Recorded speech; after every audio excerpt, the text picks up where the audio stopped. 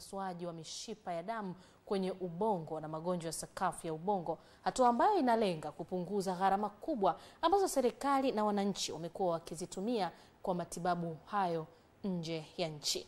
Hii ni ripoti ya Runa Mabai, inaarifu zaidi.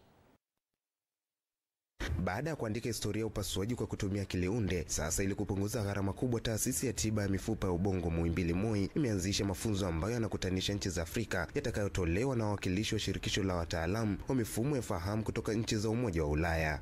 Upasuaji wa mishipa ya damu kwenye ubongo ilikuwa bado hatuwezi kuyafanya vizuri, lakini pia kuweza kufanya upasuaji wa magonjwa ambayo yapo kwenye sakafu ya ubongo pia ilikuwa ni changamoto, na ilikuwa inapelekea tuweze kuwapa wale wagonjwa rufaa kwenda kutibiwa nje ya nchi.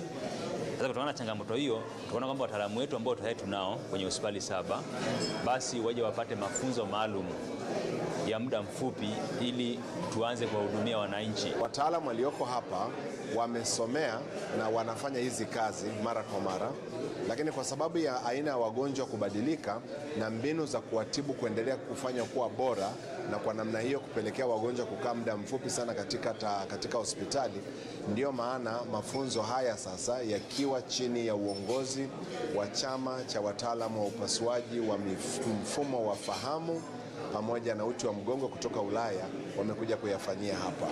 Kupitia daktari bingwa wa magonjwa ya upasuaji ameeleza kuwa takwimu zinaonyesha kuwa kati ya watu 100,000 takribani watu 10 wanakuwa na magonjwa ya uvimbe wa mishipa ya damu.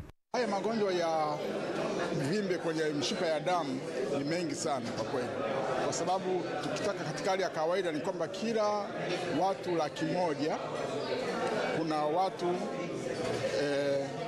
10 wanakuwa na matatizo ya mishipa inayovimba, sawasawa na wale waliokuwa na matatizo kwenye mauvimbe yaliyo kwenye sakafu ya ubongo.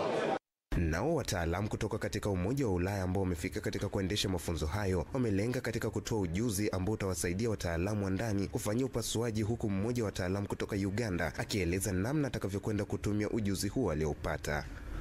We are now trying together to establish a sustained program, educational program for all African colleagues, young colleagues who are eager to learn, who require new knowledge and who are so hard working in such difficult circumstances.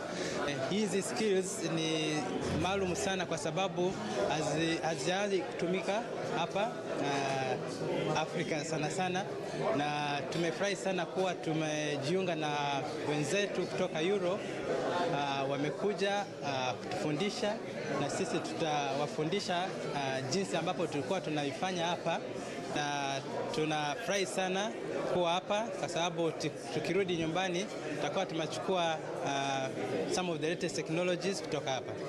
Upasuaji wa mishipa ya damu kwenye ubongo na upasuaji wa magonjwa kwenye sakafu ya ubongo ni aina ya juu zaidi ya upasuaji, na MOI imeshawekeza vya kutosha kwenye upasuaji huo. Nikiripoti kutoka Dar es Salaam, mimi ni Runa Mabai wa EATV. Naam, sasa tuelekee bungeni jijini Dodoma. Wizara ya Maliasili na Utalii imetaja vipaumbele 10 vitakavyotekelezwa katika bajeti yake ya mwaka 2025-2026.